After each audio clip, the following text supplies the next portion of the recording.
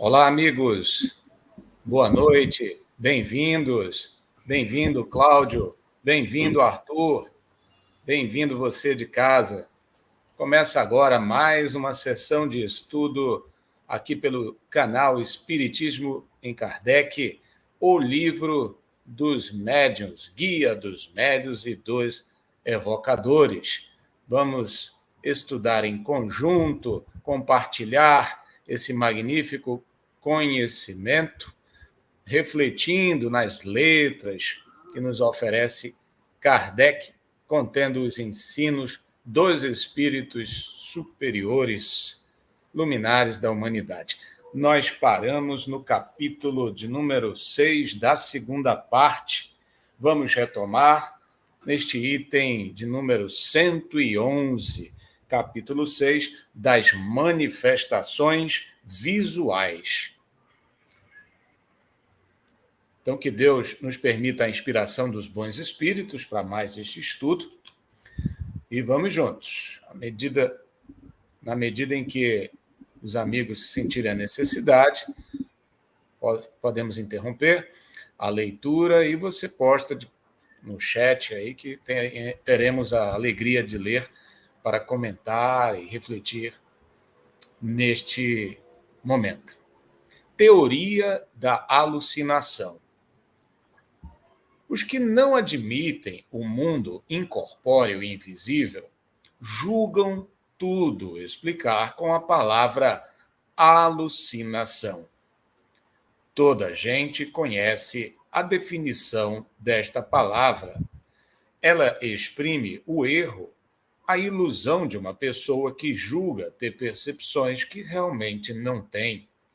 Origina-se do latim alucinare, errar, que vem de ad lucem. Mas que saibamos, os sábios ainda não apresentaram a razão fisiológica desse fato. Não tendo a ótica e a fisiologia, ao que parece, mais segredos para eles, como é que ainda não explicaram a natureza e a origem das imagens que se mostram ao espírito em dadas circunstâncias? Tudo querem explicar pelas leis da matéria, seja, forneçam então, com o auxílio dessas leis, uma teoria, boa ou má, da alucinação.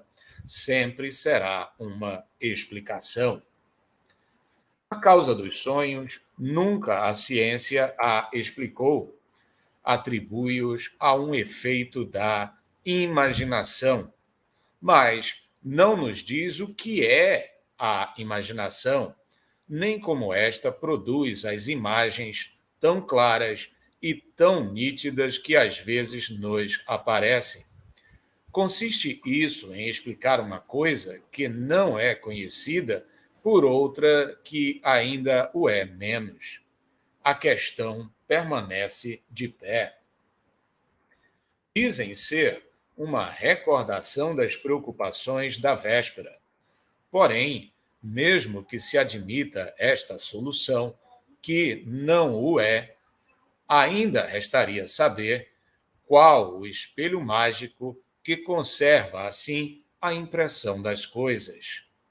Como se explicarão, sobretudo, essas visões de coisas reais que a pessoa nunca viu no estado de vigília e nas quais jamais sequer pensou?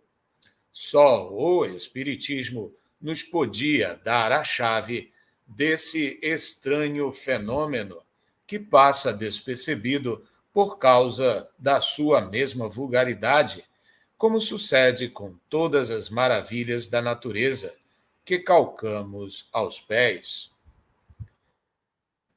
Os sábios desdenharam de ocupar-se com a alucinação, quer seja real, quer não. Ela constitui um fenômeno que a fisiologia tem que se mostrar capaz de explicar, sob pena de confessar a sua insuficiência. Se, um dia, algum sábio se balançar a dar desse fenômeno não uma definição, entendamos-nos bem, mas uma explicação fisiológica, veremos se a sua teoria resolve todos os casos, sobretudo que ele não omita os fatos tão comuns de aparições de pessoas no momento de morrerem, que diga de onde vem a coincidência da aparição com a morte da pessoa. Se este fosse um fato insulado, poder-se-ia atribuí-lo ao acaso. É, porém, muito frequente para ser devido ao acaso, que não tem dessas reincidências. Se ao menos aquele que viu a aparição tivesse a imaginação despertada pela ideia de que a pessoa que lhe apareceu havia de morrer, vá. Mas, quase sempre, a que aparece é a em quem menos pensava aqui haver.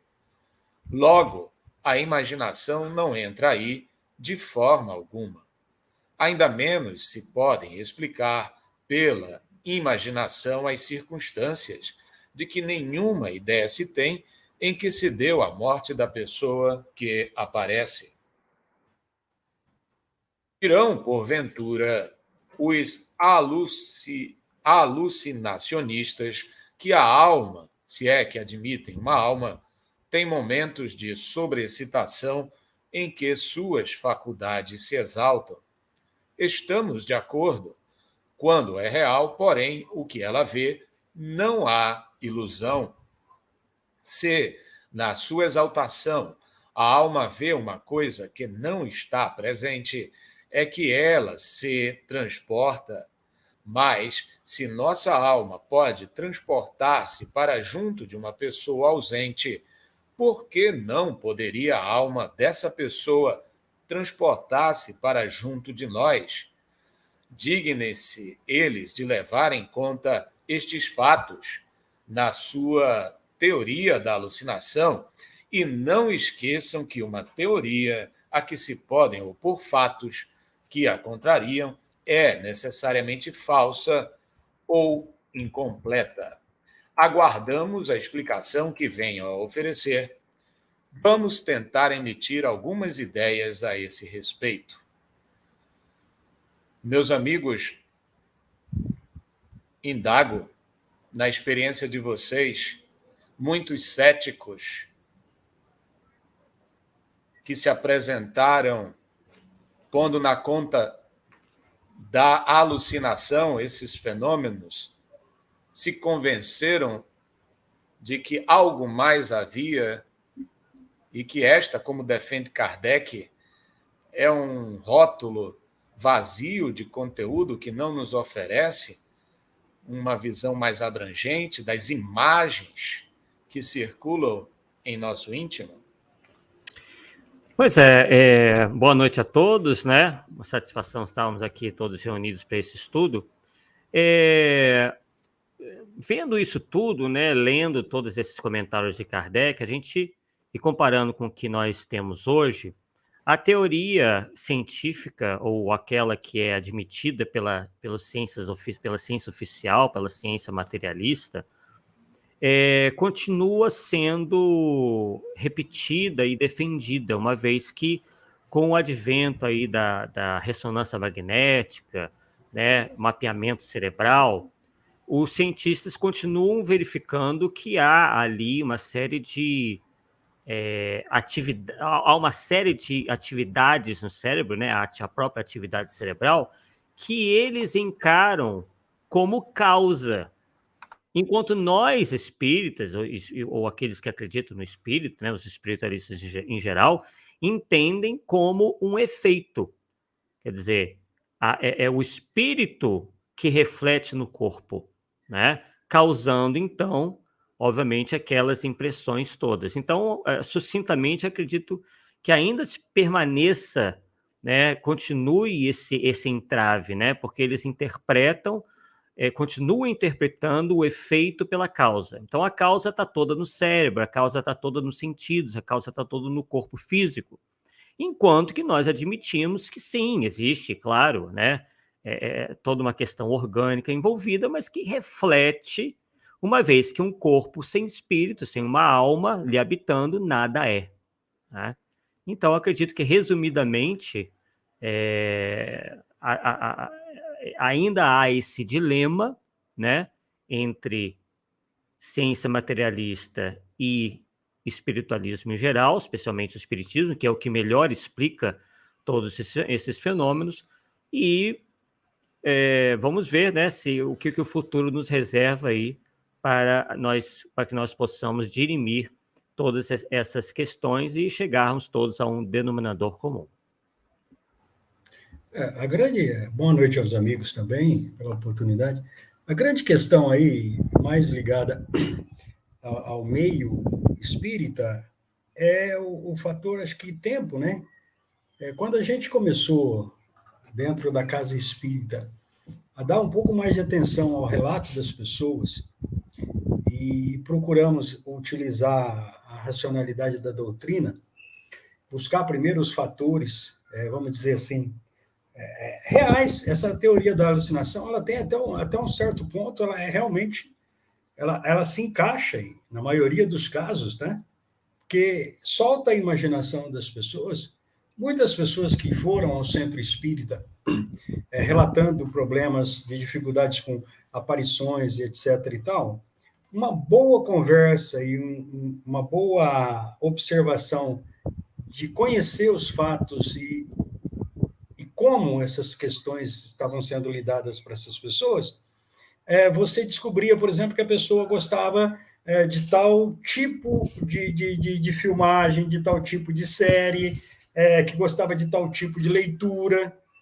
Então, qualquer fenômeno ali natural não compreendido, a imaginação se soltava e se desenhava fatos que a gente sabe que só vivem na imaginação mesmo. Talvez seja esse um dos pontos hoje, a falta de tempo para se dar atenção a esses casos. E fora que quando simplesmente se classificando aquela visão ou aquele relato da pessoa como alucinação, não se dá mais nenhuma atenção àquilo e perde-se aí, olha, objetos de estudo fantásticos. Tá? Hoje nós estamos nessa dificuldade aí.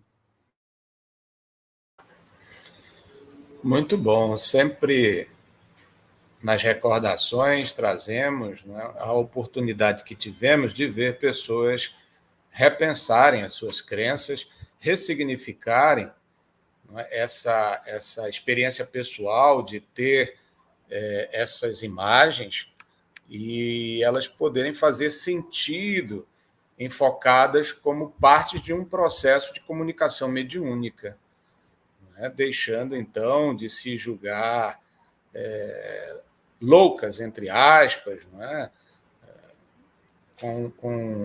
sob esse olhar de alucinação. Sigamos ouvindo Kardec a respeito do assunto, conforme a teoria espírita. 113. Provam os fatos que há aparições verdadeiras, que a teoria espírita explica perfeitamente e que só podem ser negadas pelos que nada admitem fora do organismo. Mas, a par das visões reais, haverá alucinações no sentido em que esse termo se emprega? É fora de dúvida. De onde se originam? Os espíritos é que vão esclarecer-nos sobre isso, porquanto a explicação parece-nos estar toda nas respostas dadas às seguintes perguntas. São sempre reais as visões? Não serão, algumas vezes, efeito da alucinação? Quando, em sonho ou de modo diverso, se vêem, por exemplo, o diabo ou outras coisas fantásticas que não existem, não será isso um produto da imaginação? Resposta dos espíritos. Sim, algumas vezes. Quando dá muita atenção a certas leituras ou a histórias de sortilégios que impressionam a pessoa, lembrando-se mais tarde dessas coisas, julga ver o que não existe. Mas também já temos dito que o espírito sob o seu envoltório semimaterial, pode tomar todas as espécies de formas para se manifestar. Pode, pois, um espírito zombeteiro aparecer com chifres e garras, se assim lhe aprouver, para divertir-se à custa da credulidade daquele que o vê, do mesmo modo que um espírito bom pode mostrar-se com asas e com uma figura radiosa. Pergunta: poder-se-ão considerar como aparições as figuras e outras imagens que se apresentam a certas pessoas quando estão meio adormecidas ou quando apenas fecham os olhos? Desde que os sentidos entram em torpor, o espírito se desprende e pode ver longe ou perto aquilo que lhe não seria possível ver com os olhos. Muito frequentemente, tais imagens são visões, mas também podem ser efeito das impressões que a vista de certos objetos deixou no cérebro, que lhes conserva os vestígios, como conserva os dos sons. Desprendido, o espírito vê no seu próprio cérebro as impressões que aí se fixaram, como numa chapa daguerreotípica. A variedade e o baralhamento das impressões formam os conjuntos estranhos e fugidios, que se apagam quase imediatamente, ainda que se façam os maiores esforços para retê-los. A uma causa idêntica se deve atribuir certas aparições fantásticas que nada têm de reais e que muitas vezes se produzem durante uma enfermidade. É corrente ser a memória o resultado das impressões que o cérebro conserva. Mas por que singular fenômeno essas impressões, tão variadas, tão múltiplas, não se confundem? Mistério impenetrável, porém, não mais estranhável do que o das ondulações sonoras que se cruzam no ar e que, no entanto, se conservam distintas. Num cérebro são, e bem organizado, essas impressões se revelam nítidas e precisas. Num estado menos favorável, elas se apagam e confundem. Daí a perda da memória ou a confusão das ideias. Ainda menos extraordinário parecerá isto se admitir, como se admite em frenologia, uma destinação especial a cada parte e até a cada fibra do cérebro. Assim, pois, as imagens que, através dos olhos, vão ter ao cérebro, deixam aí uma impressão, em virtude da qual uma pessoa se lembra de um quadro, como se o tivera diante de si. Nunca, porém, há nisso mais do que uma questão de memória. Ora, em certos estados de emancipação, a alma vê o que está no cérebro, onde torna a encontrar aquelas imagens, sobretudo as que mais o chocaram, segundo a natureza das preocupações ou as disposições de espírito. É assim que lá encontra de novo a impressão de certas cenas religiosas, diabólicas, dramáticas, mundanas, figuras de animais esquisitos que ela viu noutra época em pinturas ou mesmo em narrações, porquanto também as narrativas deixam impressões. De sorte que a alma vê realmente, mas vê apenas uma imagem fotografada no cérebro. No estado normal, essas imagens são fugidias, efêmeras, porque todas as partes cerebrais funcionam livremente, ao passo que, no estado de moléstia, o cérebro sempre está mais ou menos enfraquecido. O equilíbrio entre todos os órgãos deixa de existir, conservando somente alguns a sua atividade, enquanto que outros se acham, de certa forma, paralisados. Daí a permanência de determinadas imagens que as preocupações da vida exterior não mais conseguem apagar, como se dá no estado normal. Essa a verdadeira alucinação e causa primária das ideias fixas. Notem que Kardec escreveu esse texto muito antes de se desenvolver a ciência psicológica experimental dos nossos dias, nos dando aí importantes conceitos para entender o quão é rica, né, quanto é diversificada em nosso íntimo essas imagens que se misturam, desafiando o observador a selecionar aquilo que pode constituir propriamente as visões dos outros espíritos e do mundo espiritual, relativamente àquilo que é apenas imagens residuais do próprio cérebro e do perispírito do encarnado. Como se vê, explicamos esta anomalia por meio de uma muito conhecida lei inteiramente fisiológica, a das impressões cerebrais. Porém, preciso nos foi sempre fazer intervir a alma. Ora, se os materialistas ainda não puderam apresentar deste fenômeno uma explicação satisfatória, é porque não querem admitir a alma. Por isso mesmo dirão que a nossa explicação é má, pela razão de erigirmos, em princípio, o que é contestado. Contestado por quem? Por eles, mas admitindo pela imensa maioria dos homens, desde que houve homens na Terra. Ora, a negação de alguns não pode constituir lei.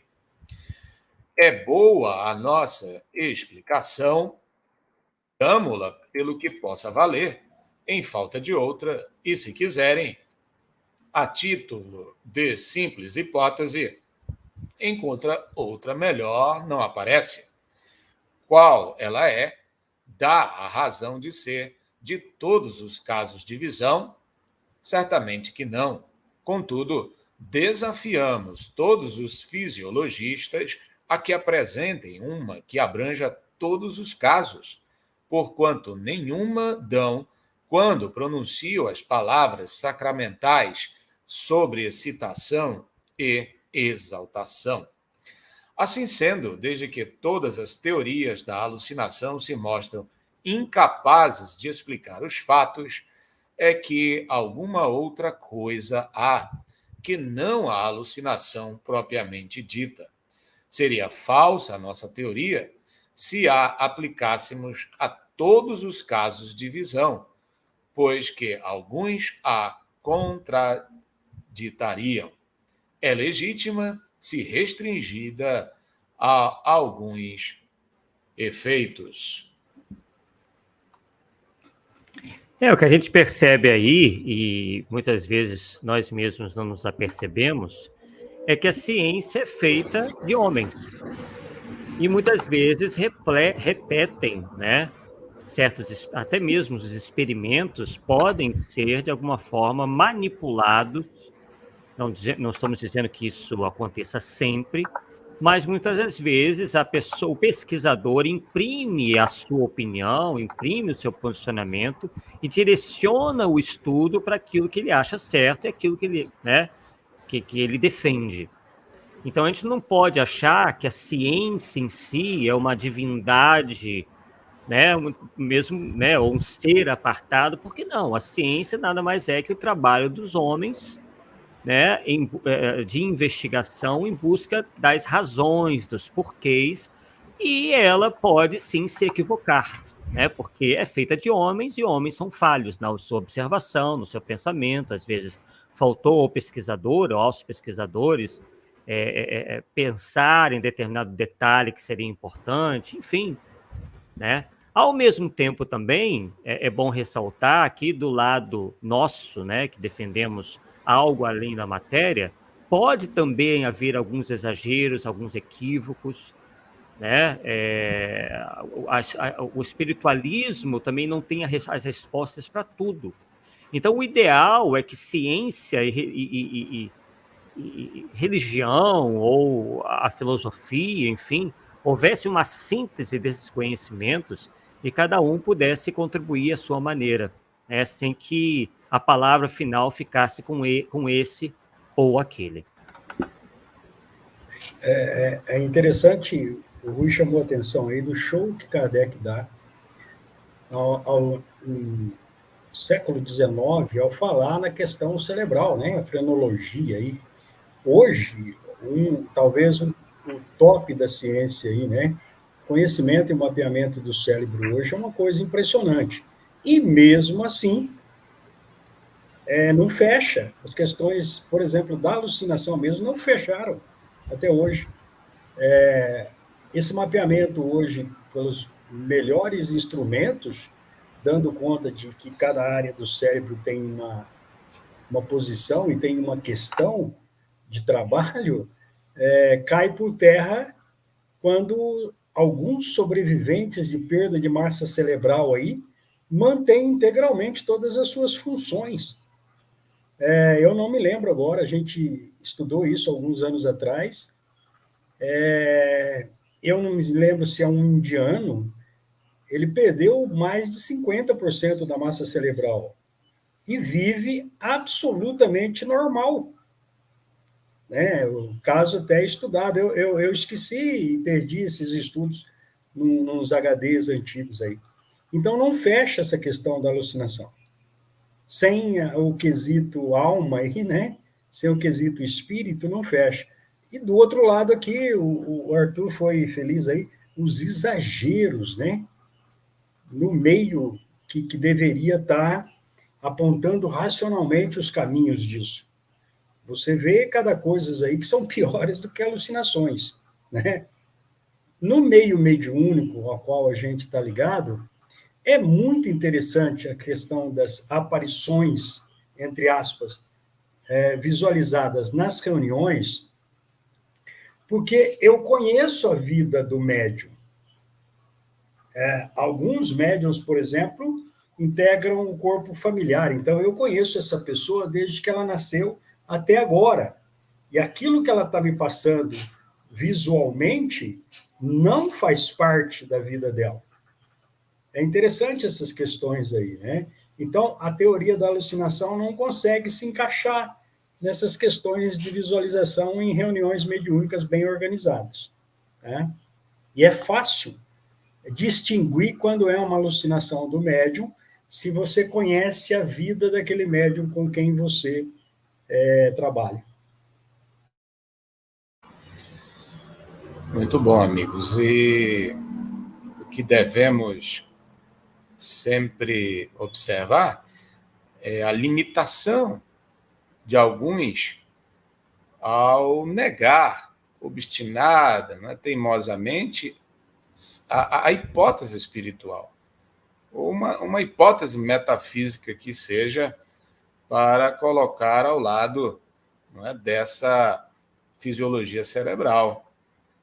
E, felizmente, nós tivemos esses precursores que, tendo admitido que todo efeito inteligente tem uma causa inteligente, utilizaram do princípio espiritual, da hipótese da comunicação extracorpórea inteligente, para considerar, né, e colher frutos dessa comunicação visual, a ponto de nos trazer uma nova visão de mundo, uma nova visão existencial, uma descoberta que, do ponto de vista moral, é fantástica, porque, seja melhor comprovada futuramente ou caia por terra, nos anima na jornada existencial, com a certeza de um porvir, da nossa sobrevivência à morte, e de que tudo de mais desafiador e penoso que vivenciamos aqui traz uma compensação futura e auxilia no nosso progresso espiritual e uma vida mais ampla, mais harmônica no futuro. Isso é bem melhor, não é, que a visão pessimista ou nihilista que tem os céticos, que se recusam a admitir como hipótese, né, o princípio espiritual, vendo na morte o fim cabal de tudo. E tem um detalhe, né, que a gente vem se apercebendo, porque isso tem vindo à tona, que é justamente a censura nas academias. Todo aquele, né, no meio acadêmico que venha com ideias consideradas heterodoxas demais para os padrões dessa ciência materialista, ele não consegue sequer apresentar um estudo, né? Ele é logo cortado pelo seu professor, pelo seu orientador, porque foge a determinados parâmetros fixos, né, que se estabelece para a publicação dos chamados trabalhos científicos. Então, realmente fica muito difícil, né, avançar-se nesse ponto, uma vez que justamente onde deveria haver essa abertura do pensamento, da investigação isenta, você tem esse tipo de limitação imposta, né? Então, realmente complica bastante a situação para que a gente possa avançar nesses estudos de melhor compreensão da natureza humana, que certamente contém o elemento espiritual. E às vezes... Pois não, Cláudio. O problema maior, pegando o gancho do Arthur aí, é que a gente estando longe das academias, é claro, você vê isso acontecer no meio acadêmico e é como se fosse uma enxurrada descendo, porque vem por todos os esteios da sociedade, religioso, social, e chega na pessoa comum aqui, que às vezes nem relata fatos, porque já tem todo o preconceito, toda a barreira em torno. Até mesmo familiar, social, né? Infelizmente é assim. E no meio espírita isso também está presente, por incrível que pareça. Dizem alguns que o óbice está na inexistência de método apropriado para desafiar essa hipótese espiritual, né? Mas me parece desarrazoado você limitar a investigação, né, em um grau maior de pesquisa, porque não exista um tal método, que ele constitua o objetivo de um novo conhecimento, né? Devemos ultrapassar as limitações daquilo que concebemos como método científico em razão de um novo objeto que se cogita como aparente, né, que é o objeto metafísico espiritual. Só para aproveitar, a gente teve a oportunidade de conhecer muito superficialmente belíssimos trabalhos de cátedra na questão mediúnica, realizados pelas duas maiores corporações médicas do estado aqui, a USP e a Unicamp. Mas isso daí são pequenos grupos extra e não são de maneira nenhuma reconhecidos, embora seja realizado por grandes pesquisadores dessas instituições. Mas oficialmente não se pode nem falar. Meus amigos, quero convidá-los agora a avançarmos rumo ao capítulo seguinte, o capítulo de número 7 da segunda parte do livro dos Médiuns, intitulado Da Bicorporeidade e da Transfiguração. Creio não estarmos aqui inaugurando na metade da sessão um assunto novo, dada a correlação íntima que tem com o capítulo que acabamos de concluir. Continuamos no exame das aparições. Item 114, vejamos então. Aparições dos espíritos de pessoas vivas. Referindo-se à bicorporeidade e transfiguração, estes dois fenômenos são variedades das manifestações visuais. E por muito maravilhosos que pareçam à primeira vista, facilmente se reconhecerá pela explicação que deles se pode dar, que não estão fora da ordem dos fenômenos naturais. Assentam ambos no princípio de que tudo o que ficou dito das propriedades do perispírito após a morte se aplica ao perispírito dos vivos.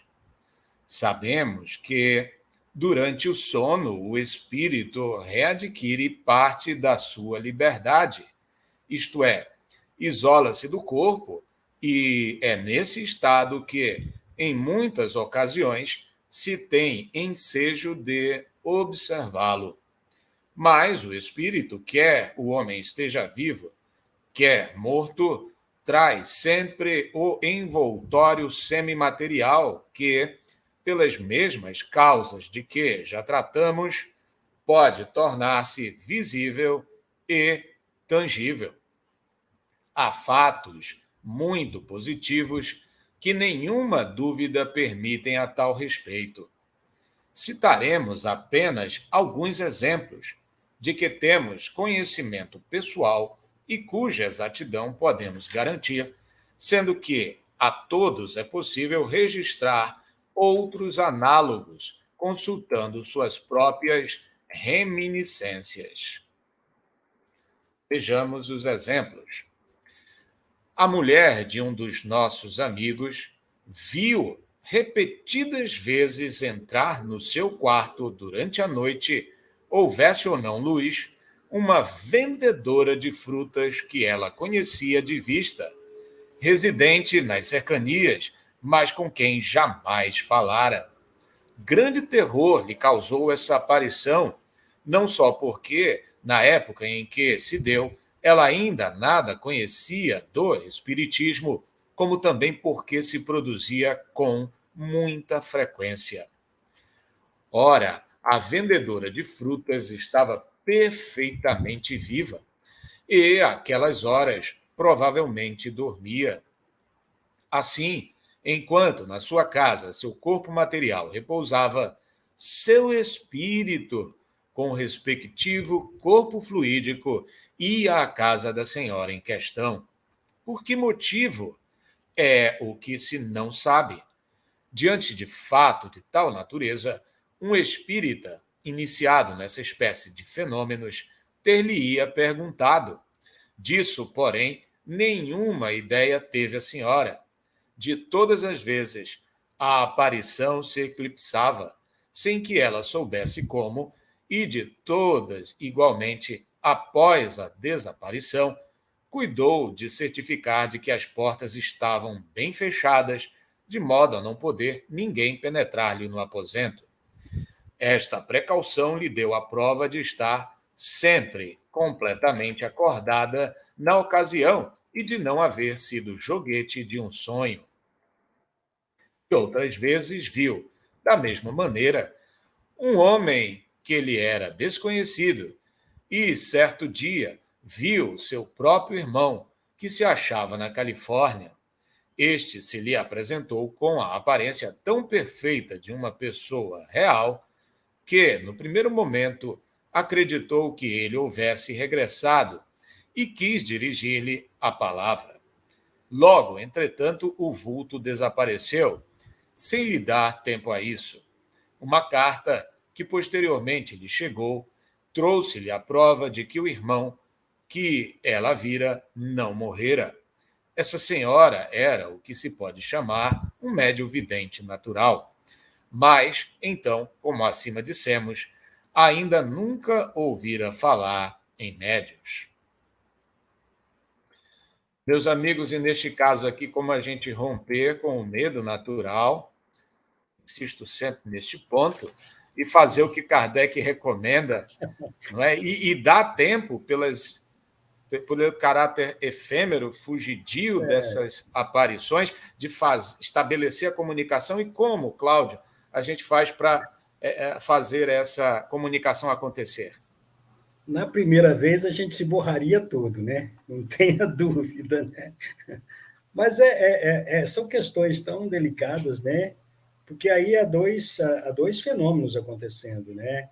Que talvez não tenham ligação um com o outro. Isso aí ficou só como uma descrição, né? Você tem a médium vidente natural aí, como ele diz aí, que vê o espírito da pessoa viva presente, né? E não sei se haveria, em todos os casos, a interação, porque aquele espírito pode não estar ligado àquela pessoa, ou não procurar aquela pessoa. Algum fenômeno fortuito faz com que os dois se vejam ali. A gente já viu ali mais para trás, né, que o perispírito tem propriedades. A questão de ultrapassar qualquer barreira física, né? Provavelmente essa vendedora aí passou por ali, teve no quarto da outra, talvez sem saber que estava. Tem essas questões. Mas bastaria pôr atenção nisso e, como se diz, perguntar. Era uma das coisas que a gente menos faz é conversar com os espíritos, né? Que nos aparecem. E é uma coisa absolutamente natural, como ensinou o próprio Kardec. Basta lhe perguntar. Se haver um fato real para aquele espírito estar ali na sua presença, ele vai querer entrar em contato. Se não, ele se desvanece, como acontece na maioria dos fatos aí.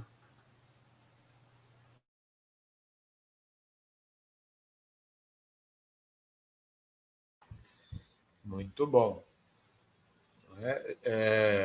Acredito que numa situação assim, controlando as emoções, devemos, de maneira espiritual, tentar a comunicação para perceber no movimento da aparição se existe algum esforço, alguma tentativa de nos trazer alguma mensagem.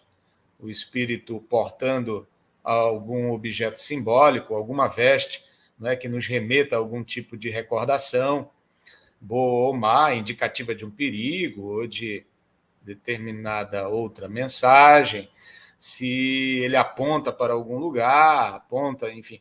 Nós temos que ser bastante meticulosos na observação, não é? E quando a gente está ali um tanto quanto exaltado pelo caráter extraordinário do fenômeno, nós podemos deixar passar despercebido, né? Então é preciso um certo sangue frio para a gente entender o que o espírito está pretendendo comunicar. É interessante, e amigos aí, é que geralmente essas aparições não são programadas, elas ocorrem naturalmente. Às vezes sem que nem o próprio espírito esteja consciente de que está sendo visto. Então, é sempre a questão de observação. No caso aí, essa senhora, como não tinha nunca ouvido falar disso, né, com certeza deve ter se apavorado as primeiras vezes, até que vê o próprio irmão, o que deve ter sido uma coisa também apavorante, porque geralmente se liga a visão de um espírito encarnado com a morte desse espírito, com o desencarne desse espírito. E não é esse o fato. Provavelmente o irmão também pensando na irmã, né? Então são fatos tão corriqueiros que eu volto a insistir. A grande questão é a gente se dar o trabalho de ouvir esses relatos, de repensá-los, às vezes, quando possível, de investigá-los, como Kardec fazia, né?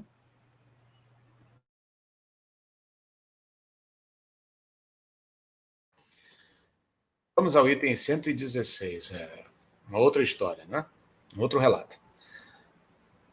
Outra senhora, residente na província, estando gravemente enferma, viu certa noite, por volta das 10 horas, um senhor idoso que residia na mesma cidade e com quem ela se encontrava às vezes na sociedade, mas sem que existissem relações estreitas entre ambos. Viu-o perto de sua cama, sentado numa poltrona e a tomar, de quando em quando, uma pitada de rapé. Tinha ares de vigiá-la. Surpreendida com semelhante visita a tais horas, quis perguntar-lhe por que motivo ali estava, mas o senhor lhe fez sinal que não falasse e tratasse de dormir. De todas as vezes que ela intentou dirigir-lhe a palavra, o mesmo gesto a impediu de fazê-lo. A senhora acabou por adormecer. Passados alguns dias, tendo-se restabelecido, recebeu a visita do dito senhor, mas em hora mais própria, sendo que dessa vez era ele realmente quem lá estava. Trazia a mesma roupa, a mesma caixa de rapé, e os modos eram os mesmos. Persuadida de que ele a visitara durante sua enfermidade, agradeceu-lhe o incômodo a que se dera. O homem, muito espantado, declarou que havia longo tempo não tinha a satisfação de vê-la. A senhora, conhecedora que era dos fenômenos espíritas, compreendeu de que se tratava, mas, não querendo entrar em explicações, limitou-se a dizer que provavelmente fora um sonho. Meus amigos, eu lendo esse parágrafo aqui, me identifico, porque perco o amigo, mas não perco a observação. Né? Diante de uma experiência como essa, eu não hesito, eu ligo e pergunto, né? Por acaso, você teria sonhado comigo? Eu já pergunto em tom de sonho, para não ficar tão... Né? Mas não deixo... Naquela época, talvez sim, mas hoje, se você faz essa pergunta aí, você seria processado, né? No mínimo.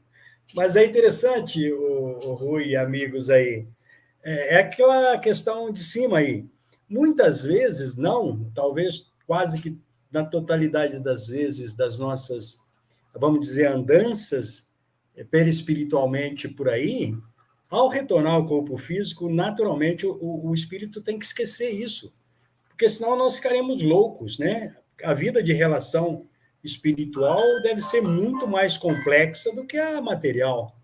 E é o caso, talvez, aí, né? Esse senhor foi lá, observou. E é interessante que esse fenômeno aí dessa aparição e da caixinha de rapé, se bem lida e bem estudada pela maioria dos espíritos, dissolveria muitas dúvidas do movimento aí, hein? Com relação às criações fluídicas do pensamento, não é? Muito bom. Vamos dar sequência. É o mais provável, dirão os incrédulos, os espíritos fortes, o que, para eles mesmos, é sinônimo de pessoas de espírito. O certo, entretanto, é que a senhora de quem falamos, do mesmo modo que a outra, não dormia. Então, é que sonhar acordada, ou, por outra, tivera uma alucinação. Aí está a palavra mágica, a explicação universal de tudo o que se não compreende. Como, porém, já rebatemos suficientemente essa explicação, prosseguiremos, dirigindo-nos aos que nos podem compreender. Eis aqui agora outro fato ainda mais característico e grande curiosidade teríamos de ver como poderiam explicá-lo unicamente por meio da imaginação. Trata-se de um senhor provinciano que jamais quisera casar-se, malgrado as instâncias de sua família, que muito insistira notadamente a favor de uma moça residente em cidade próxima e que ele jamais vira. Um dia, estando no seu quarto, teve a enorme surpresa de se ver em presença de uma donzela vestida de branco e com a cabeça ornada por uma coroa de flores. Disse-lhe que era sua noiva. Estendeu-lhe a mão, que ele tomou nas suas, vendo-lhe num dos dedos um anel. Ao cabo de alguns instantes, desapareceu tudo. Surpreendido com aquela aparição, depois de se haver certificado de estar perfeitamente acordado, inquiriu se alguém lá estivera durante o dia. Responderam-lhe que na casa pessoa alguma fora vista. Decorrido um ano, cedendo a novas solicitações de uma parenta, resolveu-se a ir ver a moça que lhe propunham. Chegou à cidade onde ela morava, no dia da festa de Corpus Christi. Voltaram todos da procissão e uma das primeiras pessoas que lhe surgiram ante os olhos, ao entrar ele na casa onde ia, foi uma moça que lhe não custou reconhecer como a mesma que lhe aparecera. Trajava tal qual a aparição, porquanto esta se verificara também num dia de Corpus Christi. Ficou atônito e a mocinha, por seu lado, soltou um grito e sentiu-se mal. Voltando-se a si, disse já ter visto aquele senhor um ano antes, em dia igual ao que em que estava. Realizou-se o casamento.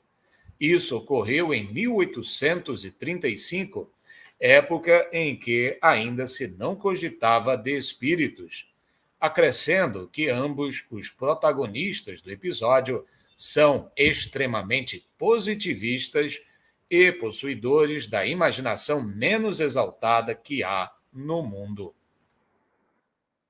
Dirão, talvez, que ambos tinham o espírito despertado pela ideia da união proposta e que essa preocupação determinou uma alucinação. Importa, porém, não esquecer que o marido se conservara tão indiferente a isso que deixou passar um ano sem ir ver a sua pretendida. Mesmo, todavia, que se admita esta hipótese, ainda ficaria pendendo de explicação a aparição dupla, a coincidência do vestuário com o do dia de Corpus Christi e, por fim, o reconhecimento físico reciprocamente ocorrido entre pessoas que nunca se viram, circunstâncias que não podem ser produtos da imaginação. Meus amigos, será mais racional dizer isso, produto da imaginação, alucinação, bruxaria, derrogação das leis da natureza, ou admitir, mesmo que como hipótese, que uma das leis da natureza nos permite, por um corpo sutil que se desprende do corpo grosseiro e aparente, e ter com outras pessoas na mesma condição. É o que o Espiritismo pede que as pessoas reflitam.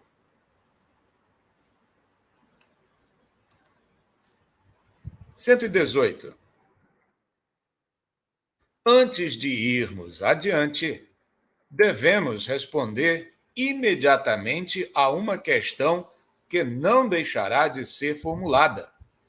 Como pode o corpo viver enquanto está ausente o espírito? Poderíamos dizer que o corpo vive a vida orgânica, que independe do espírito, e a prova é que as plantas vivem e não têm espírito. Mas precisamos acrescentar que, durante a vida, nunca o espírito se acha completamente separado do corpo. Do mesmo modo que alguns médiuns videntes, os espíritos reconhecem o espírito de uma pessoa viva, isto é, encarnada, por um rastro luminoso que termina no corpo, fenômeno que absolutamente não se dá quando este está morto, porque então a separação é completa. Por meio dessa comunicação entre o espírito e o corpo, é que aquele recebe aviso, qualquer que seja a distância a que se ache do segundo, da necessidade que este possa experimentar da sua presença, caso em que volta ao seu invólucro com a rapidez do relâmpago. Daí resulta que o corpo não pode morrer durante a ausência do espírito e que não pode acontecer que este, ao regressar, encontre fechada a porta, conforme hão dito alguns romancistas em histórias compostas para recrear. E também nos filmes de terror poderia, né, emendar hoje em dia o estudioso espírita. Meus amigos, vocês já se depararam diretamente ou por médiuns videntes com esse cordão fluídico que assinala a presença de um espírito encarnado, desprendido? É interessante essa questão, porque mas muito antes de... Sempre gostei de ler, sempre li de tudo um pouco, né? E essa questão do cordão fluídico aí, eu fui conhecer em alguns livros espiritualistas. E muito tempo depois, quando Compulsando a Doutrina, foi uma surpresa encontrar essa descrição aí. Eu não tenho essa capacidade, mas já tive relato de médiuns, não de ver, mas médiuns videntes, até me lembro uma senhora de uma certa idade, que tinha evidência natural, ela disse que às vezes, quando via multidões de espírito caminhando por torno, alguns tinham realmente como se fosse uma linha, às vezes saindo do alto da cabeça ou do alto ou da barriga. Ela descrevia, ela era bem com pouca leitura, com pouco conhecimento. E vem desses relatos dos livros espiritualistas e hoje pela doutrina aí. Nunca tive a oportunidade de trabalhar com um médium que tivesse essa capacidade dentro do trabalho. Só esse relato dessa senhora, realmente. E é impressionante que uso isso, por exemplo, esse conhecimento, quando alguns médiums que têm a capacidade de se visualizarem longe do ambiente da reunião, bloqueiam essa sensibilidade com medo de não conseguirem voltar. Eu já tive uma médium com quem a gente trabalhou, fez uma pesquisa longa, que ela teimava que ela estava com os olhos abertos e ela estava com os olhos cerrados, completamente cerrados, e ela descrevia, por exemplo, algumas esquinas longe da casa onde nós estávamos reunidos, e os amigos espirituais que começaram a fazer uma série de experimentos com ela, ela chegou a se ver de pé, que eu me lembro bem, tem um posto de gasolina no meu bairro aqui, que deve estar a uns 15 ou 18 quadras. A última vez ela se via ali e, ao mesmo tempo, ela se via na reunião e discutindo comigo que ela estava com os olhos abertos e ela estava com os olhos cerrados. E aí os amigos disseram que esse era o limite que eles poderiam dar de consciência dela desse desligamento.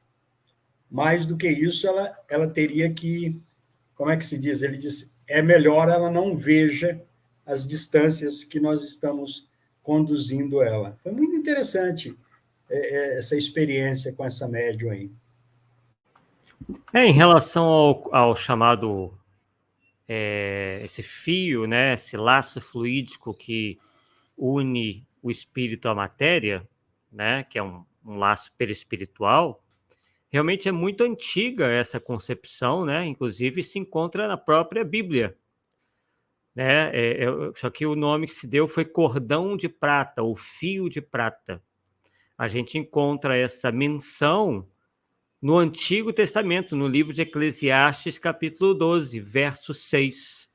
E aí, subentendendo que a mesma, essa ideia, mesmo entre os cristãos ortodoxos, digamos assim, né, eles entendem que seja realmente algo que liga o corpo ao espírito, ou vice-versa, né? Então, percebemos que essa vidência ou consciência de que existe esse cordão fluídico já vem realmente de muitos e muitos anos. Então, o Espiritismo só vem confirmar certos fenômenos que antes eram só observados, mas não suficientemente explicados, e o Espiritismo vem trazer, então, né, tudo aquilo que a gente precisa saber de maneira bem mais profunda.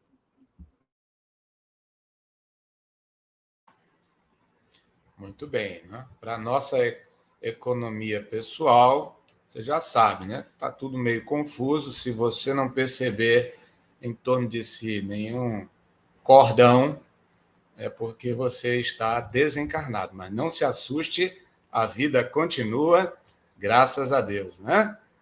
Muito bom. Vamos dar sequência aí, tem 119. Um pouco de humor aqui para o nosso momento de estudo, né? Descontração. Voltemos. Texto. Isolado do corpo, o espírito de um vivo pode, como o de um morto, mostrar-se com todas as aparências da realidade. Demais, pelas mesmas causas que hemos exposto, pode adquirir momentânea tangibilidade. Lembrando que a tangibilidade diz respeito aí à concretude corporal, né, que você pode realmente apreciar pelo tato aquela aparição. Né? São as aparições tangíveis. Este fenômeno, conhecido pelo nome de bicorporeidade, foi que deu aso às histórias de homens duplos, isto é, de indivíduos cuja presença simultânea em dois lugares diferentes se chegou a comprovar. Aqui vão dois exemplos tirados não das lendas populares, mas da história eclesiástica. Ele vai se referir, conforme o título, a Santo Afonso e Santo Antônio de Pádua. Santo Afonso de Ligório foi canonizado antes do tempo prescrito por se haver mostrado simultaneamente em dois sítios diversos, o que passou por milagre. Santo Antônio de Pádua estava pregando na Itália, vide nota especial, a página 187, quando seu pai, em Lisboa, ia ser suplicado, sob a acusação de haver cometido um assassínio. No momento da execução, Santo Antônio aparece e demonstra a inocência do acusado. Comprovou-se que, naquele instante, Santo Antônio pregava na Itália, na cidade de Pádua. Por nós, evocado e interrogado acerca do fato acima, Santo Afonso respondeu do seguinte modo. Observemos que a sociedade parisiense, Kardec, se dignou a chamar uma personalidade histórica a propósito do estudo empreendido quanto a essas aparições. E foi bem sucedido, pôde fazer as seguintes perguntas. Poderias explicar-nos esse fenômeno? Resposta do Espírito Santo Afonso. Perfeitamente. Quando o homem, por suas virtudes, chegou a desmaterializar-se completamente, quando conseguiu elevar sua alma para Deus, pode aparecer em dois lugares ao mesmo tempo. Eis como o espírito encarnado, ao sentir que lhe vem o sono, pode pedir a Deus lhe seja permitido transportar-se a um lugar qualquer. Seu espírito ou sua alma, como quiseres, abandona então o corpo, acompanhado de uma parte do seu perispírito, e deixa a matéria imunda num estado próximo do da morte. Digo próximo do da morte, porque no corpo ficou um laço que liga o perispírito e a alma à matéria, laço este que não pode ser definido. O corpo aparece, então, no lugar desejado. Creio ser isto o que queres saber. Nova pergunta. Isso não nos dá a explicação da visibilidade e da tangibilidade do perispírito. Responde o espírito. Achando-se desprendido da matéria, conforme ao grau de sua elevação, pode o espírito tornar-se tangível à matéria. Pergunta: será indispensável o sono do corpo para que o espírito apareça noutros lugares? Resposta: a alma pode dividir-se quando se sinta atraída para lugar diferente daquele onde se acha seu corpo. Pode acontecer que o corpo não se ache adormecido, se bem seja isso muito raro, mas, em todo caso, não se encontrará num estado perfeitamente normal. Será sempre um estado mais ou menos estático. Nota: a alma não se divide no sentido literal do termo. Irradia-se para diversos lados e pode assim manifestar-se em muitos pontos, sem se haver fracionado. Dá-se o que se dá com a luz, que pode refletir-se simultaneamente em muitos espelhos. Pergunta: o que sucederia se, estando o homem a dormir, enquanto seu espírito se mostra noutra parte, alguém de súbito o despertasse?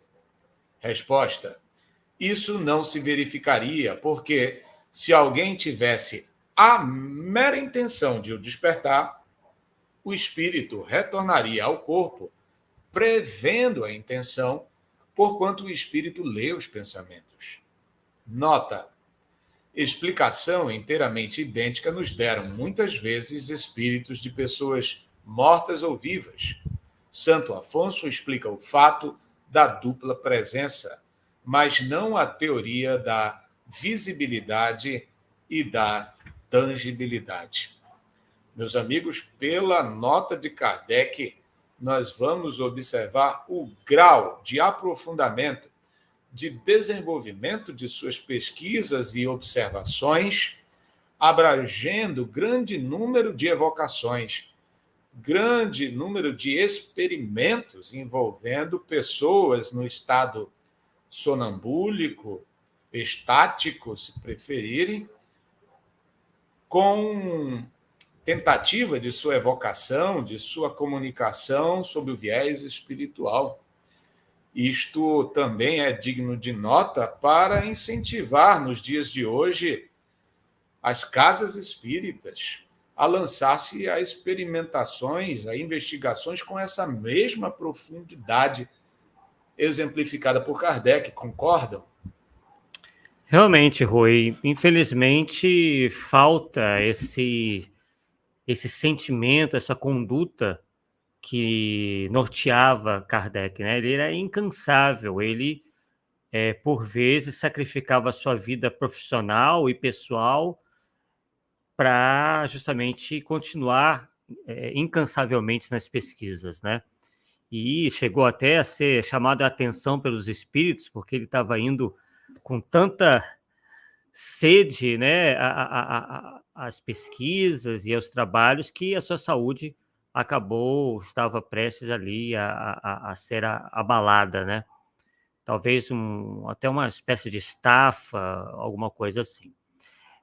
Tem um detalhe interessante, né, que Kardec estava tão bem acompanhado que esse espírito, né, o Afonso de Ligório, aí quando a gente vai pesquisar, a gente se depara com a seguinte informação. Então a gente percebe aí que são espíritos de um grau de elevação bastante considerável. Sobre o Afonso de Ligório, se diz que ele era um bispo diferente, isso lá nos anos de 1760 em diante, né, quando ele foi ordenado. Ele era pobre, muito dedicado à renovação dos padres, né, do seminário e etc. E o mais importante, cuidava dos pobres, chegando a dar salário mensal às moças para que não caísse na prostituição por pobreza. Diz também que ele não gastava com luxos na diocese, pois dizia que o dinheiro da diocese é dos pobres. O bispo é um mero administrador. em uma crise de falta de alimentos, empenhou a diocese para comprar alimentos para a população, né? Então, perceba, né, que não por nada foi um espírito que colaborou com Kardec com essa manifestação e teve um exemplo aí, né, de alguém que, quando encarnado, experimentou, né, essa faculdade de estar, né, digamos assim, espiritualmente em lugares diferentes. É muito interessante a história desses homens, né? Você vê sempre por trás de tudo, seja qual for a cor religiosa dos homens que compuseram parte da doutrina ou contribuíram com a doutrina, e a escolha ética de Kardec, né? De pessoas ilibadas e de uma vivência ética fora do comum, né? E quanto a essa questão aí, há algum tempo a gente se criticava e criticava muito as pessoas. Quanto a essa questão da falta de estudo, da falta principalmente de acompanhamento dos casos nos centros espíritas.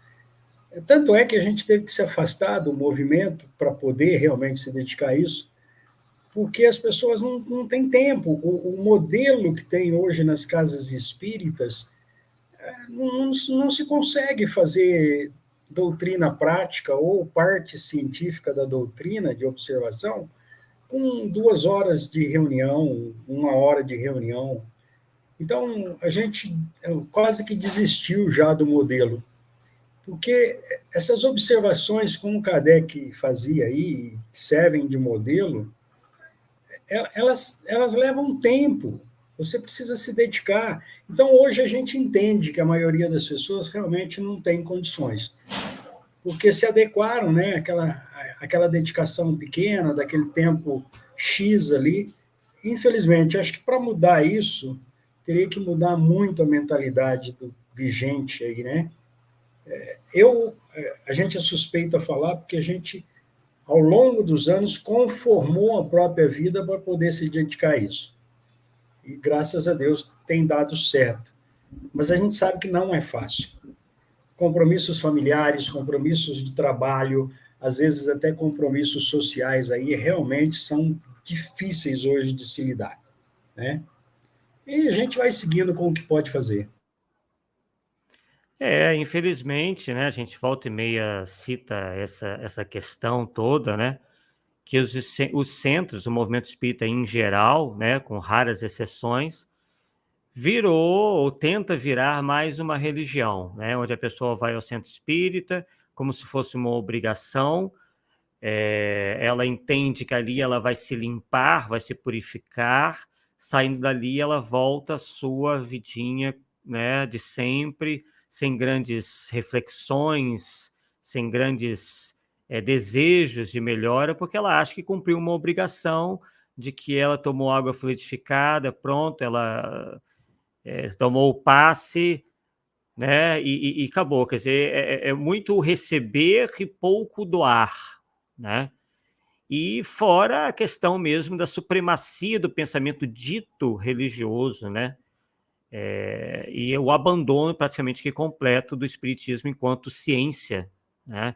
E também enquanto filosofia, porque geralmente as pessoas não fazem questionamentos filosóficos, elas simplesmente se dedicam a preces, a ida aos centros, repetindo antigas concepções que possivelmente tinham em suas antigas concepções religiosas, né?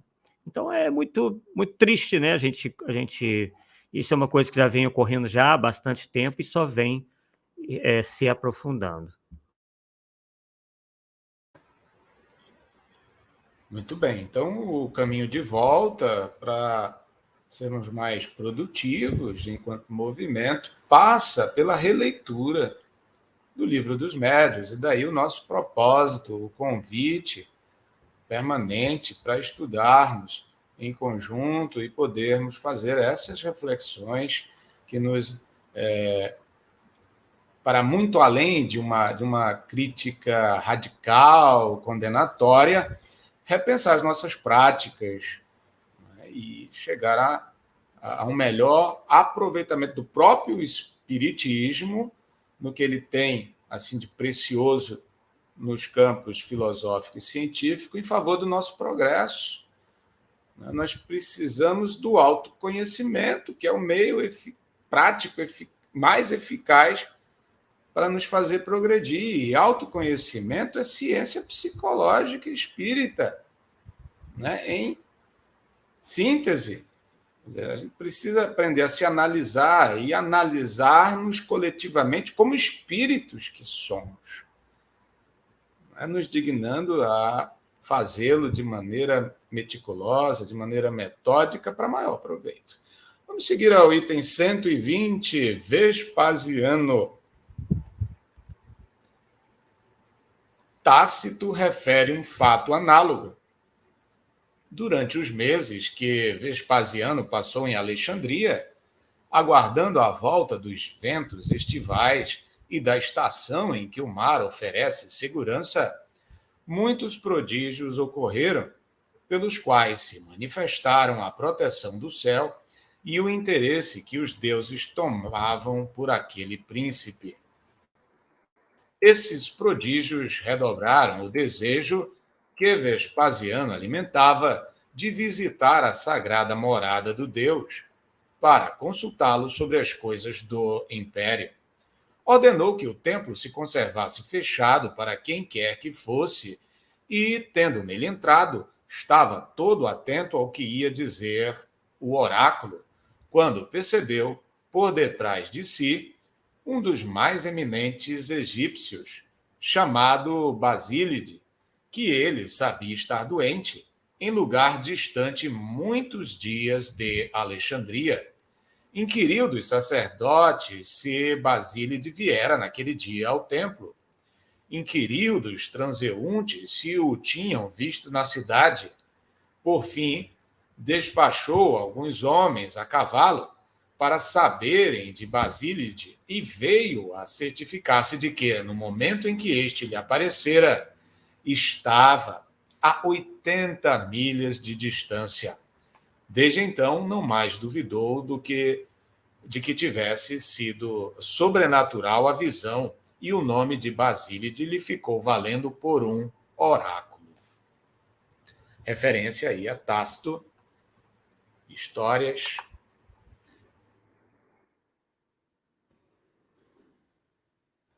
Tem, pois, dois corpos o indivíduo que se mostra simultaneamente em dois lugares diferentes. Mas, desses dois corpos, um somente é real, o outro é simples aparência. Pode-se dizer que o primeiro tem a vida orgânica e o que o segundo tem a vida da alma. Ao despertar o indivíduo, os dois corpos se reúnem e a vida da alma volta ao corpo material. Não parece possível, pelo menos não conhecemos disso exemplo algum, e a razão, ao nosso ver, o demonstra que, no estado de separação, possam os dois corpos gozar simultaneamente no mesmo grau da vida ativa e inteligente. Demais do que acabamos de dizer, ressalta que o corpo real não poderia morrer, enquanto o corpo aparente se conservasse visível, porquanto a aproximação da morte sempre atrai o espírito para o corpo, ainda que apenas por um instante. Daí resulta, igualmente, que o corpo aparente não poderia ser matado, porque não é orgânico, não é formatado de carne e osso, desapareceria no momento em que o quisessem matar.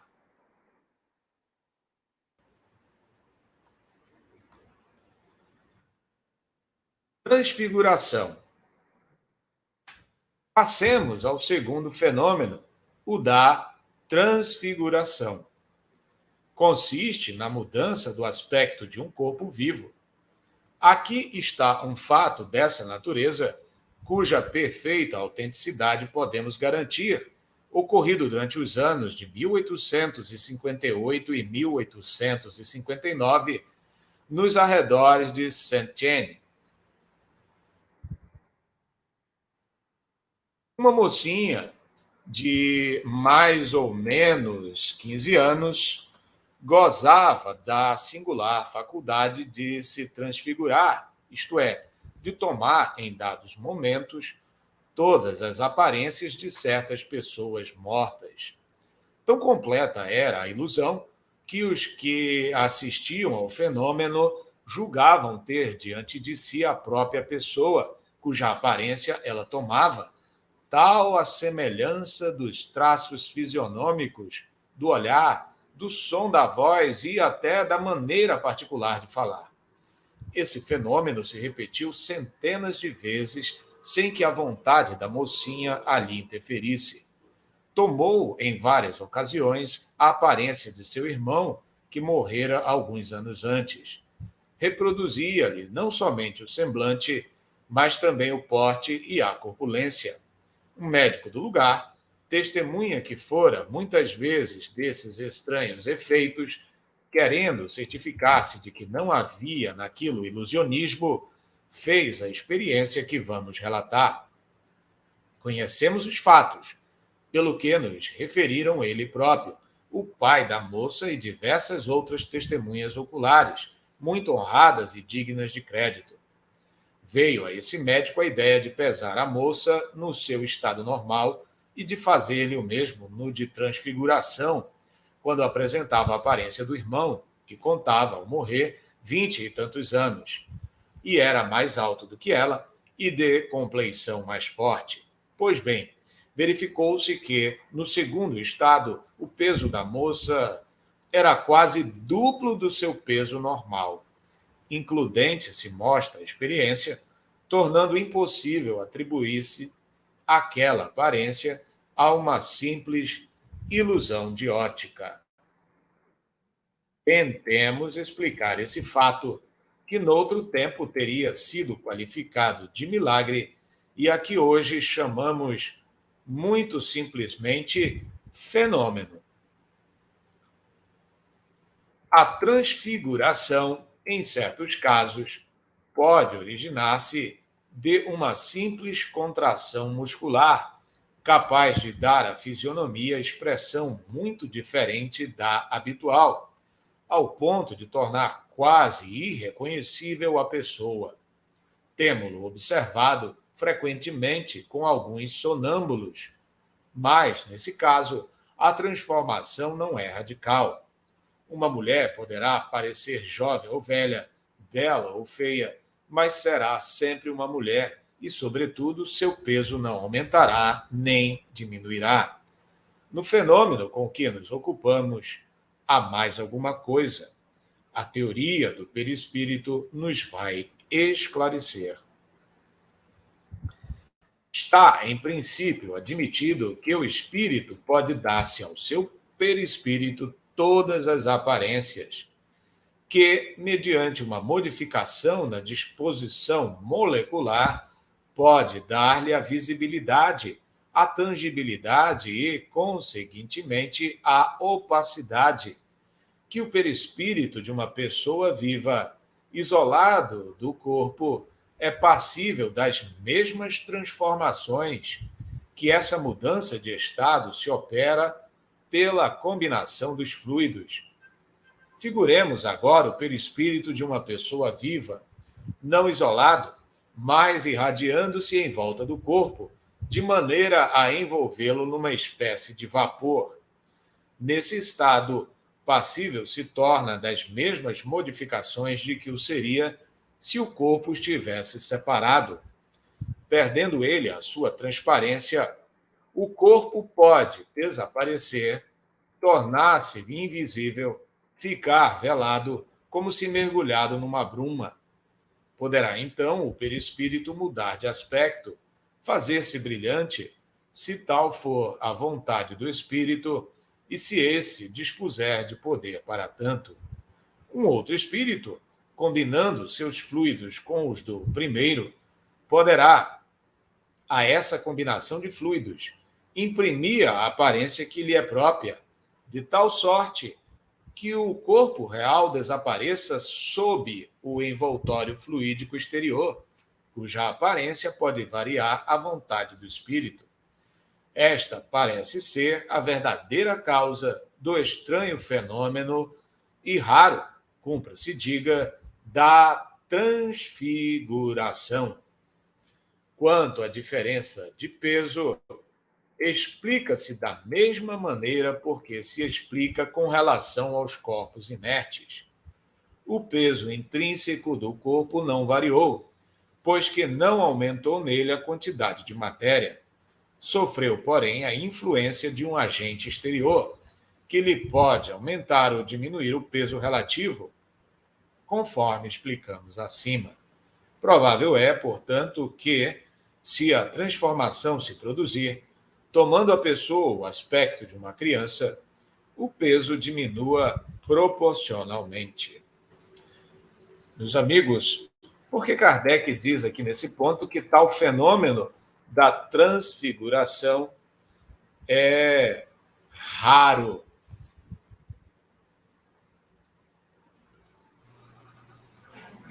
Muito raro, né? E acredito que deveria ser fantástico participar ou ver pessoalmente um fenômeno dessa categoria aí.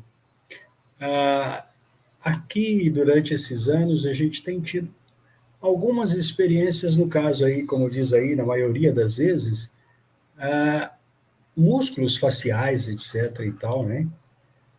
Alguns médiums têm essa capacidade dependendo da situação que o espírito se apresente, mas é muito sutil. Tanto é, por exemplo, que a gente manteve em nossas reuniões o hábito de fazer uma leve penumbra, porque muitas vezes, nas manifestações muito difíceis de espíritos em situações de perturbação, principalmente o rosto é modificado algumas vezes com expressões o médium não consegue conter a saliva, etc. e tal. Então, é bem sutil e às vezes acontece. Então, como nós fazemos reuniões com várias pessoas e alguns médiums, a gente mantém uma leve obscuridade na sala quando vai fazer a parte prática e quando há médiums que a gente sabe que tem essa aptidão. Tá? Mas nesse caso aí, dessa coisa, como diz Kardec, deve ser raríssimo, né? E salva aí a ideia do observador aí de pesar, né? Olha que fantástico que foi isso, né? E gravar isso para os anais da história aí, né? A gente foi buscar, né, antes do estudo, essa questão da transfiguração, que realmente, como foi bem lembrado aí, conforme a leitura do texto, é muito raro, né? Kardec volta a falar disso na Gênese, quando ele diz o seguinte: nas transfigurações ocorrem modificações nas propriedades do perispírito, que se refletem no corpo físico. O fenômeno resulta, portanto, de uma transformação fluídica. É uma espécie de aparição perispirítica que se produz sobre o próprio corpo do vivo, reencarnado, e algumas vezes no momento da morte, em lugar de se produzir ao longe, como nas aparições propriamente ditas. E ainda há um trecho aqui que nós fomos buscar,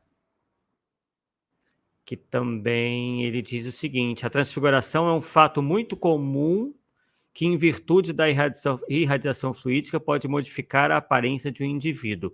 Isso ele diz na Gênese, né? Nós achamos um tanto estranho, vamos até pesquisar mais, se os amigos quiserem falar alguma coisa, que ele aqui já diz que é comum, né? Então está lá na Gênese capítulo 15. Não sei se ele mudou de ideia, se ele... Enfim.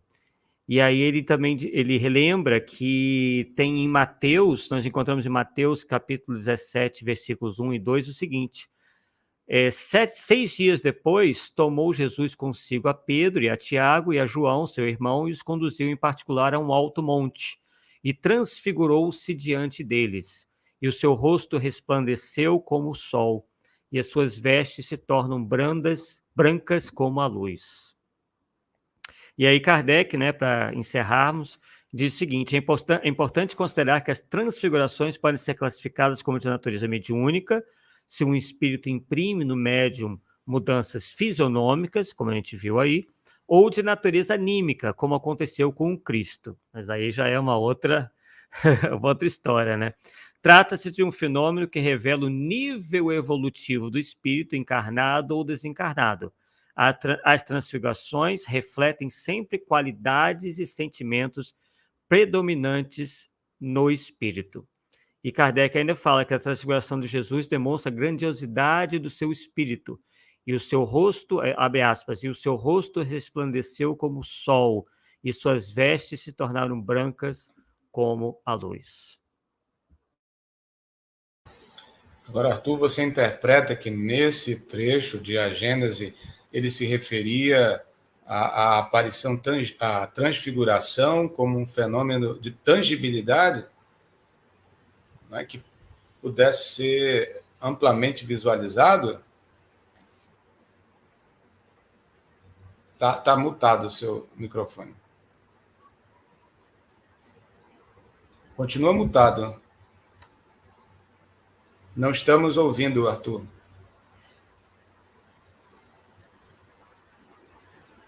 Não estamos ouvindo agora sim. Eu sem querer nem me apercebi que tinha desligado.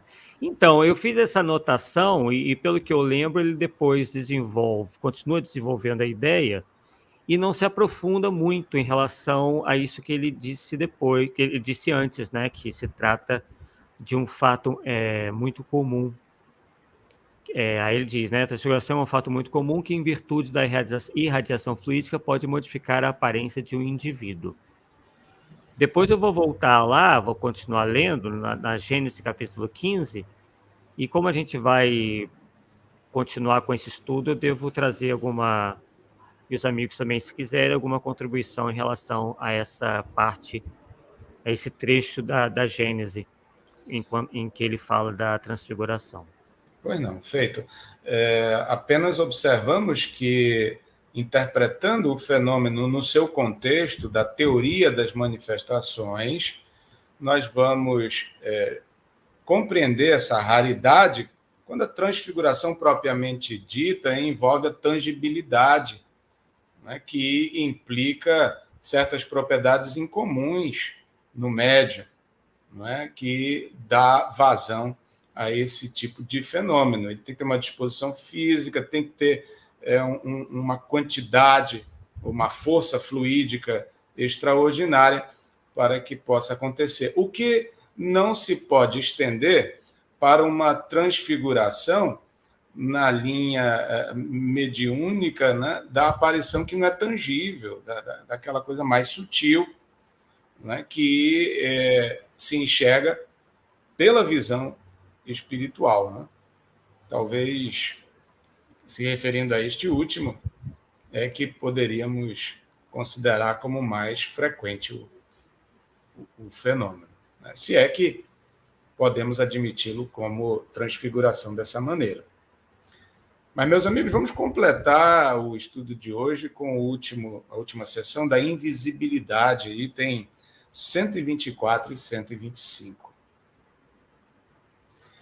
Vamos à leitura. Concebe-se que o corpo possa tomar outra aparência de dimensão igual ou maior do que a que lhe é própria. Como, porém, lhe será possível tomar uma dimensão menor a de uma criança, conforme acabamos de dizer. Neste caso, não será de prever que o corpo real ultrapasse os limites do corpo aparente? Por isso mesmo que tal se pode dar, não dizemos que o fato se tenha produzido. Apenas reportando-nos a teoria do peso específico, quisemos fazer sentir que o peso aparente houvera podido diminuir. Quanto ao fenômeno em si, não afirmamos nem a sua possibilidade nem a sua impossibilidade. Dado, entretanto, que ocorra a circunstância de se lhe não oferecer uma solução satisfatória, de nenhum modo o infirmaria.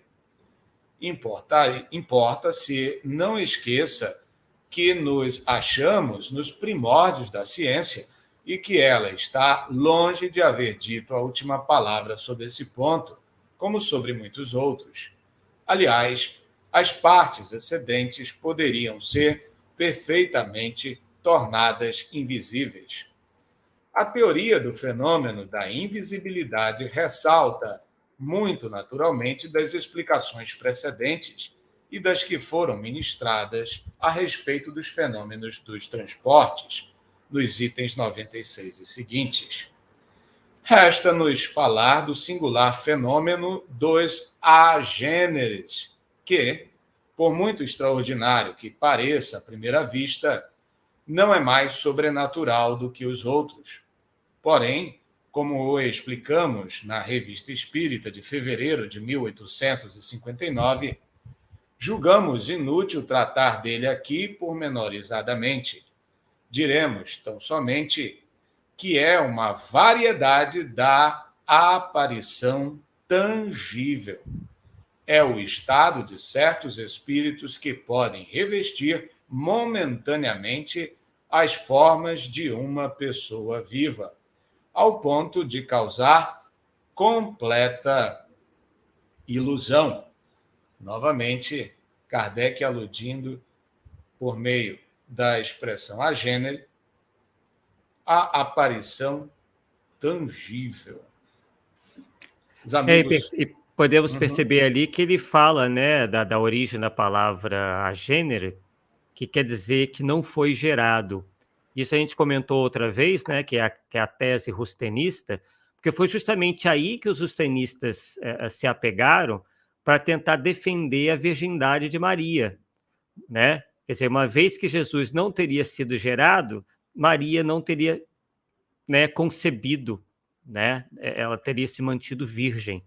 Então, como essas pessoas ainda estavam muito atreladas aos dogmas da igreja, então a questão de entender Jesus como a Gênese foi a explicação perfeita para eles salvaguardarem a ideia da virgindade de Maria.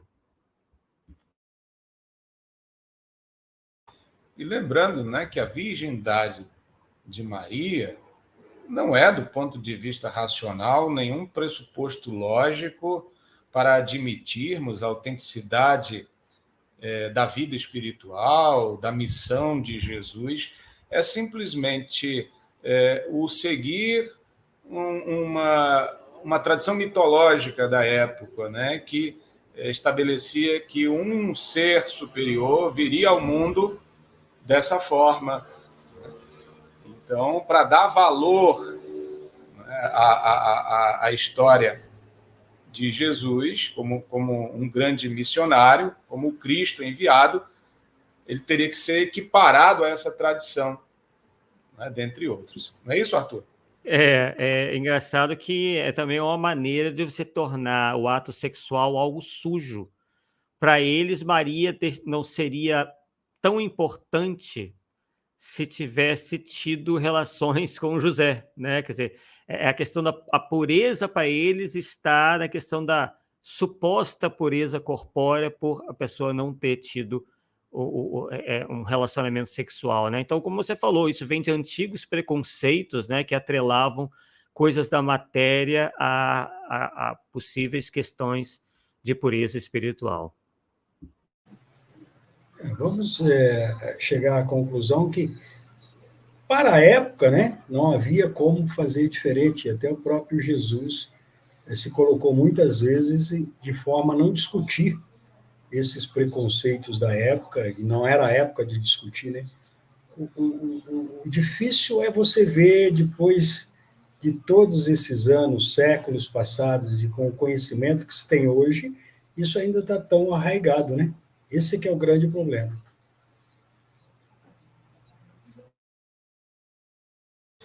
Não seria um problema em si, né? Mas vamos explicar bem, não é? Mas é tudo que vem de consequência, como o apego a tradições que nos impedem de ter uma visão mais racional e completa da própria grandeza da missão de Jesus.